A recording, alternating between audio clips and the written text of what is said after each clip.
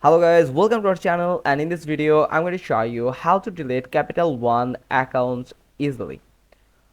You can call them anytime to delete your online access.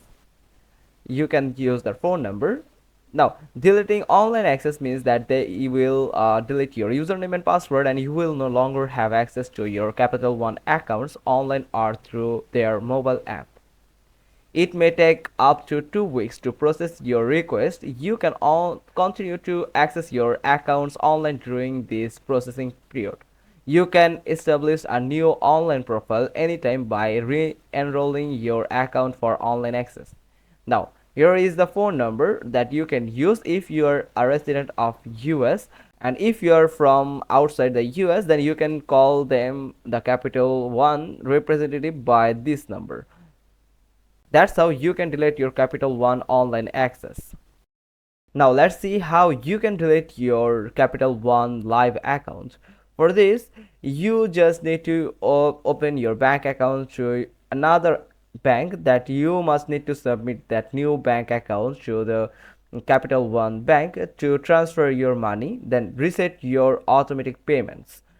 It will reset your payments of past 6 to 12 months payments, and then you just need to do nothing. Just contact the representative of Capital One bank account. Then with your old account, that is, as it can take up to a month or so for everything to successfully switch over, so hold tight as you confirm that your paychecks are reaching our new account and bill payments are being processed properly. Then you just need to make it official by talking with a representative, and you just need to follow the steps that they advise you to cancel the account or close the account on Capital One. They might give you a closer form of your Capital One bank account. Then you just need to fill up the form and confirm the closerance.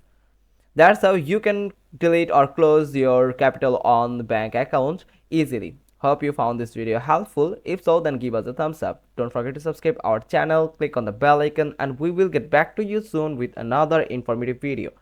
Thanks for watching. Till next time.